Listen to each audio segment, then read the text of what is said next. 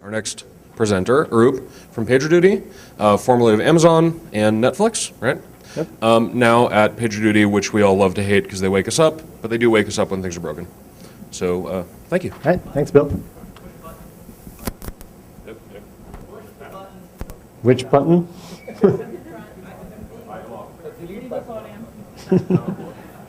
You tell me.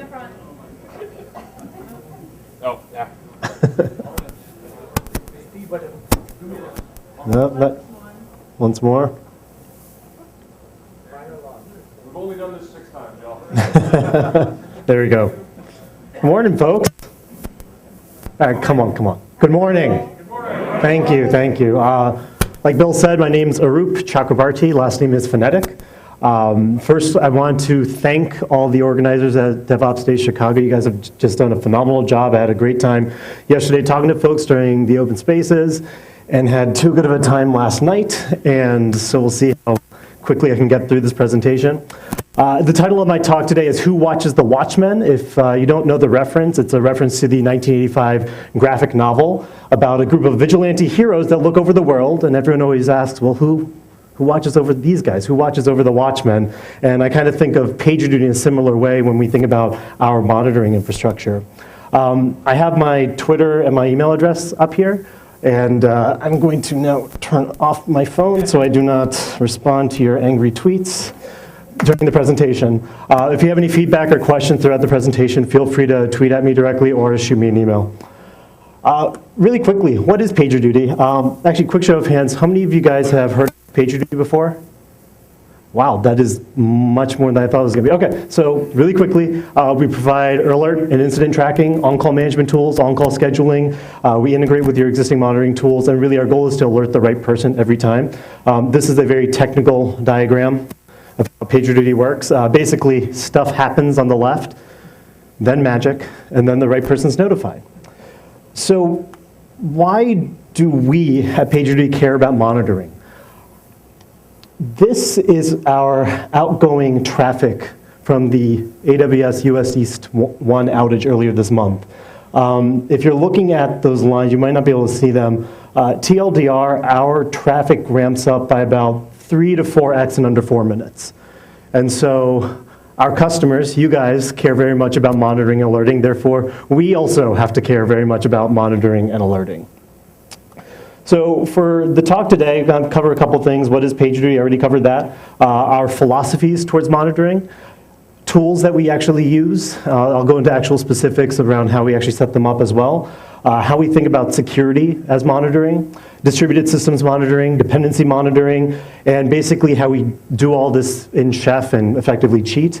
And then last, we'll cover how we validate that our alerts are actually working. And then with some time left, we'll do some Q&A. Quick disclaimer, I work with some really smart people, and I'm very lucky at PagerDuty to work with people that are much smarter than I am. And I'm up here talking about a lot of these things, but I want to make sure that it's very clear. I did not come up with everything that I'm going to be talking about today. I did not build everything, and so I want to make sure that I give appropriate credit to the folks that I work with. Another thing is that the slides will be posted, so if you miss a note or if you have a question about something or a follow-up, I will post them online, so don't worry if you miss a note. So let's jump into our philosophies. Very quickly, the reason I call them philosophies is that these are not hard, steadfast rules. These are things that kind of help guide us, but every now and then we do have to bend them. That's why I don't call them rules. First off, use the right tool. We just talked about in the previous talk that the same tool is not the right thing for every single application. If you need time series data versus event data, you need to use 2 separate tools for monitoring those things. Avoid single host monitoring. Basically, anything that is running on a single box, assume it's brittle. Assume it's going to break, assume it's going to go away, and always assume it's going to happen at the worst and most inopportune time.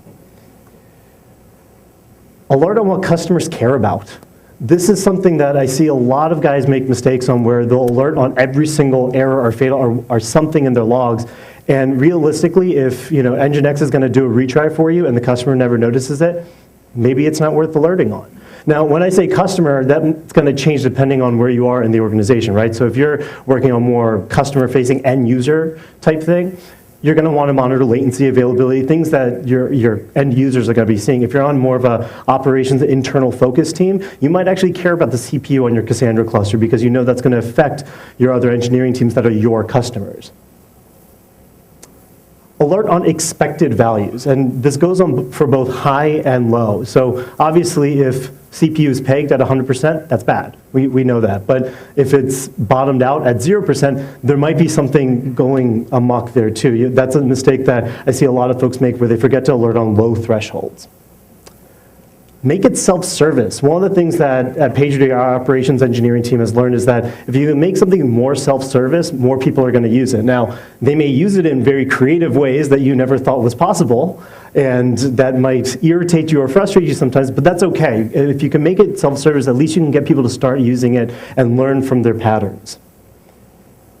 And then lastly, you have to validate that the alerts work. Now, ideally, we could do this automatically and just kind of keep running this, but this is actually really hard, right? So every now and then, you might have to go in manually and actually check that your alerts are still working. There's a variety of ways you can do this, and we'll actually be covering one of the methods that we use later in this talk.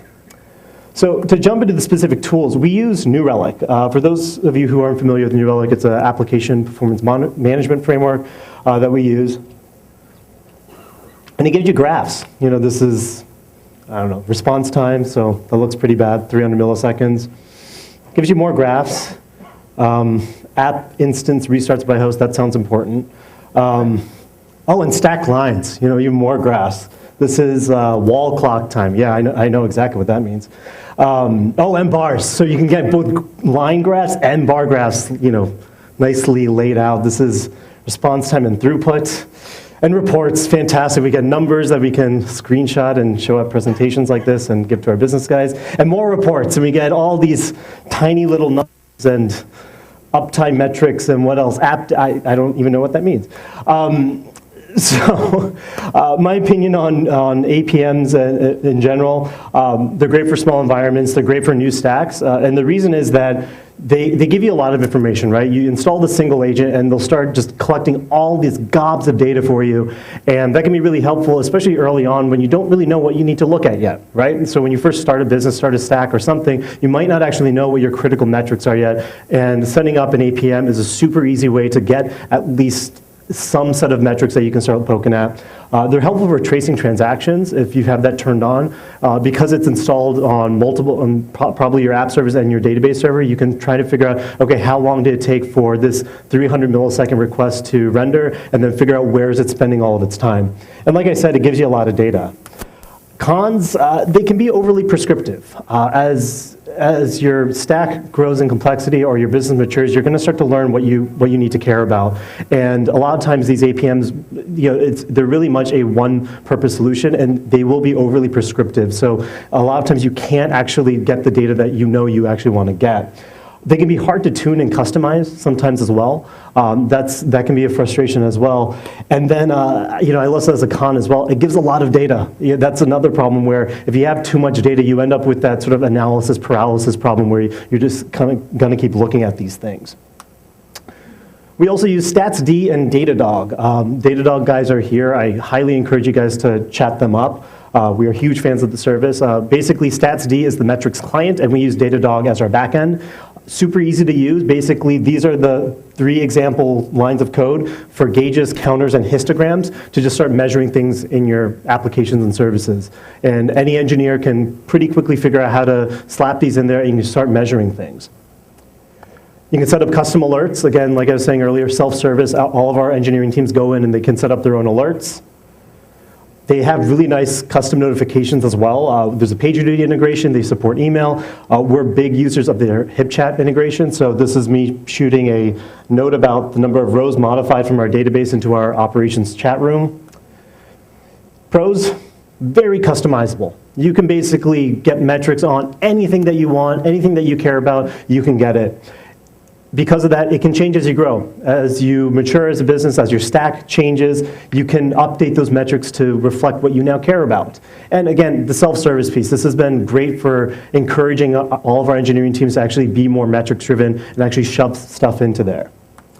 Cons, I'm a firm believer that you need to have configuration management set up before you can start down this path. There are ways to install these agents and everything before you have configuration management in place. I think it's a lot harder, so if you have something in place already, it's a lot easier to install these agents.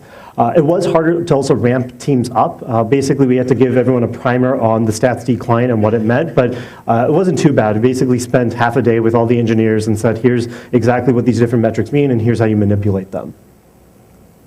Sumo Logic, it's a logging service, and basically we ship all of our critical app logs, and then engineers set up alerts on patterns. So an example would be, let's say one of our endpoints had too many 500s in the last 10 minutes, shoot out an email and trigger an alert from that.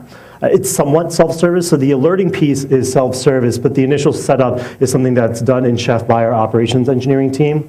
One problem with it is that it's actually really hard to use for real-time debugging, and the reason for that is that there's a propagation delay from the logs from your local servers shooting out to Sumo Logic. So basically, for real-time debugging, every now and then we have to do sort of a distributed tail, unfortunately. And of course, question that I always get, does PagerDuty use PagerDuty? Yes, we do. We do dog food, or I actually prefer to say we drink our own champagne. We do, I don't like the term dog food. We drink our own champagne. We are constantly, we are our own internal customers of the product. So, some of the pain points that I hear about PagerDuty all the time, trust me, we know about it. And it's something that we have plans on addressing. We also have some simple external monitoring, and we did some interesting work here where we use these tools called Wormly and Monitis, I don't know. I never know how to say it. It sounds like a disease to me, but these are very simple tools, and we use them as a backup alerting mechanism just in case our other alerting tools go down for whatever reason. They're very naive in their health checks. Basically what they do is they check for 200s and expected text on a page. And so what we had to do, we actually had to make a smarter health check. We had to build out basically an external page that these simple health checks can ping to actually make it smarter. So how did we do that? Basically, we created an external health check page which lightly touches each of our services internally, and the services then return back a status into that health check page. So if for whatever reason the service times out or there's some sort of error, it'll report that into that external health check page, and it gives back an expected value. So basically, we're always expecting okay to show up. And if there's a non-expected value, there's either a timeout or it's a 200, but we give back a response saying, no, stuff's broken. I have to try to not curse. We then alert on the non-expected value. Security monitoring. This is something at PagerDuty that we've been pretty aggressive about over the last year and a half. And really, why do we do security monitoring? One reason is that audits are tedious, right? I think all of us have been through those quarterly, yearly, every 5-year audits, and it's a nightmare, right? Because you're having to go through this whole list of changes and all these other docs, and who knows if it's up to date or not.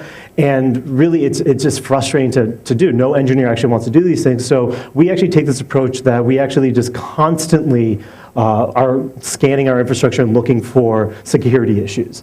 And really to kind of take the idea that, from a production issue happening, the earlier you can catch it, it's usually easier to fix, right? So if an engineer accidentally opens up a port on one of our firewalls, it's much easier for us to alert on it in real time and then fix it and politely tell that engineer or ask why they did that.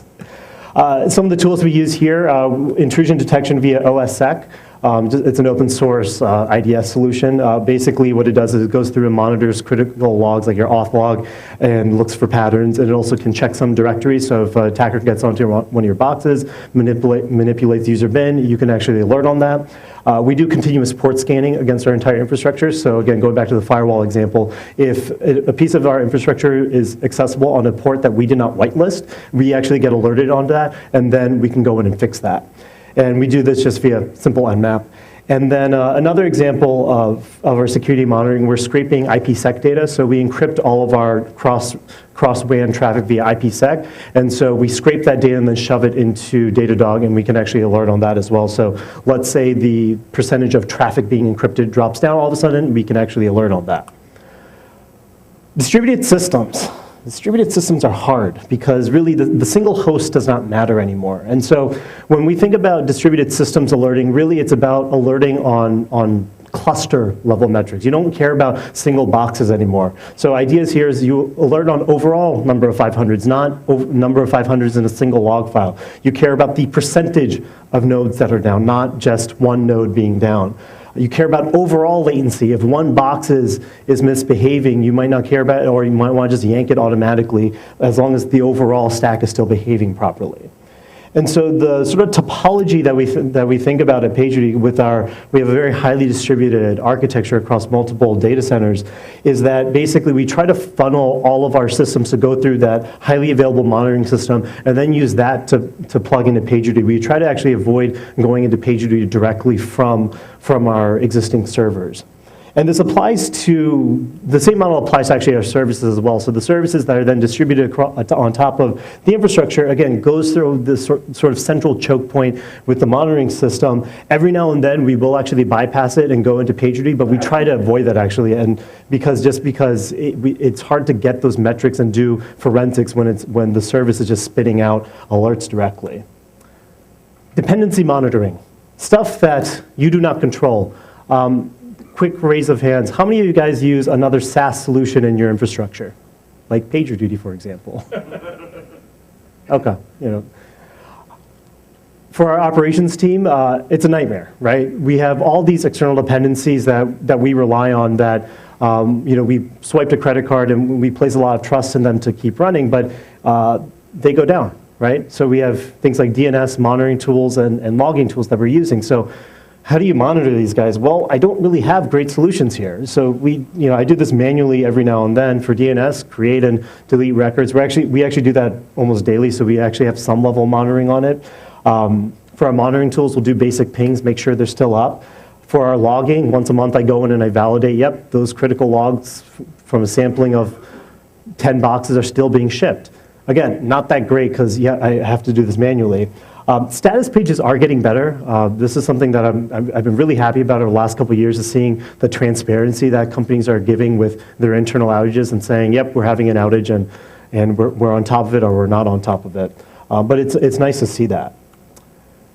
On our software side at PagerDuty, we have other dependencies. We have email, SMS, phone, and push notifications. That's the way we get a hold of folks. But we have software dependencies there. We use third-party providers for all of these things. So how do we monitor these guys? And really, this is what keeps us up at night. So I'm going to jump into a quick story. Basically, we had our primary SMS provider was quote unquote up, and customers weren't getting their SMSs. They had configured their alerts to send to them via SMS, and they weren't getting them. And we found out in the worst way possible, which is the customer had to call us and say, dudes, what's going on? And our support team appropriately escalated the issue, and honestly, we started going back. We're figuring out why didn't we catch this, and really what happened was the provider, our SMS provider, was actually sending things out, but T-Mobile prepaid, very specifically, T-Mobile prepaid was not passing our shortcode through. For whatever reason, they blocked it. Okay, so we built out what we call our end-to-end testing framework, or as we call it, how to abuse unlimited messaging plans. One of the engineers, Ashwin at PagerDuty, built this out. Basically, every minute we send an SMS alert, every SMS provider we use, and we poll against the main carriers, Verizon, AT&T, T-Mobile, and Sprint, and we measure response times. This is our device lab. It looks nicer now. It's like nice on a wall and everything, but I like this. The T-shirt, the empty desk. It's good. So I have some stats, and I didn't want to give out the carrier names, but I was drunkenly convinced to at least color code these guys, so you can. So I'm not saying it. You can blame one of my coworkers for why that's up there now. I'll just tell you, if you're on a certain yellow carrier, you might want to rethink it. What's interesting also about the response times on these guys is that they're very spiky. It's somewhat periodic, but even through the day, we just notice spikes, and every now and then it'll spike up to 500 seconds. And that's absurd for us to think like, why is an SMS taking that long? But it's something that unfortunately isn't fully within our control, but at least we know about it. So when a customer does call in and say, hey, I noticed my SMS took an extra minute or two to get to me, we can actually see that now. And we actually do alert on these things. So when carriers are having problems, we can at least post on our status page that, hey, we know T-Mobile's having an issue. We're working with our third-party providers to figure it out. Lastly, how are we cheating using Chef? So all of our agents, for all of our monitoring agents, we install all of this via Chef. So basically, any server that gets spun up, it gets all of our main agents installed. With Datadog, we actually set up the stupid alerts as well. And by stupid alerts, I mean CPU alerts, disk space utilization, memory utilization, and load. These are things that we just set up catastrophic alerts on. And basically, every single box that gets spun up in our infrastructure has these easy alerts already in place. Our backup alerting systems are not automated. That's somewhat on purpose, is that the idea that we want to have that somewhat decoupled. The ideas we have there is just have like an offline batch job that runs, say, once a day or once a week to keep those things up to date. And then, and also our cluster alerts setup are not automated yet either. So that's something that our individual engineering teams go in and they set up the cluster level alerts because those aren't fully automated yet. How do we validate this? We have something at PagerDuty that we call Failure Friday. It's very much inspired by the Netflix Simian Army idea. And basically, we just go in and we attack our own services. One of the engineers, Doug, where are you, Doug? There he is. Doug has talked about this extensively. If you have any questions about it, please talk to Doug about this after the talk. But basically, we just go in and we knock shit over. And that's the point. We leave all the alerts up and running. We break stuff, we break processes, we break our network, we break our data centers as much as we can, and it's really with the intent of validating alerts and learning. That's why we do this once a week. And we've written about it, but like I said, if you have any questions about it, feel free to follow up with Doug afterwards. What have we learned from Failure Friday? One, these are just a couple of things. One was the process monitoring was commingled with the process running. So the service dies, and voila, the monitoring around the service also dies. And ta-da, you never find out about it until it dies on every single box. So we set up better external monitoring. Another interesting thing was we had only local host checks on the service. So of course, whether you like it or not, Amazon will take away your servers, and all of a sudden our server's gone, and surprise, we didn't know about it because the local host was what was running the monitoring. Another thing was that alerts require outbound network connections. So we go in and we blocked outbound network connections. Again, surprise, because no data is being pushed into our monitoring system, it doesn't alert. So the way we fix that is we then set up alerts on null data effectively. Thank you very much for listening to me today, folks. We are hiring at PagerDuty. If you're interested in working on thundering herd problems like 3x traffic in under 4 minutes, if you're interested in working with the best operations engineering team under the sun, please come talk to me or Doug. We'll be around today and this evening. So with that, I will open it up to some Q&A.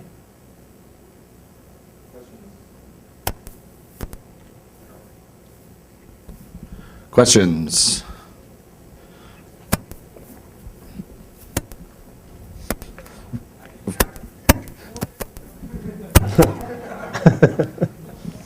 So you use a lot of SaaS solutions, Yep. As you talked about earlier, and I'm assuming all of those cost a certain amount of money. So how do you kind of keep your kind of cost structure in control and continue to provide the value that you'd like to your consumers without kind of like overburdening them with cost? So basically, how are we keeping cost control? Basically, how are we keeping our SaaS solutions under a reasonable number? Yes. Really, I wish I had a better answer for this. I have to do the invoicing for it every month, so when I see the number go up too high, I kind of question that and figure out why is it going up too high. Obviously, we try to be resourceful. We don't want to waste money on our solutions. We actually went through probably about a couple months ago. We actually went through and did an audit of what are all the agents that are running on all of our boxes, and we actually rip out tools periodically. We try to keep it down to a minimum, but at the same time, we also want to provide redundancy for ourselves for when one of our services do go down. So it's a tough balance. We basically just take the approach that keep the agents to a bare minimum and have one backup. Have you decided to not go forward with features because the services you would need to support them, would spike the cost?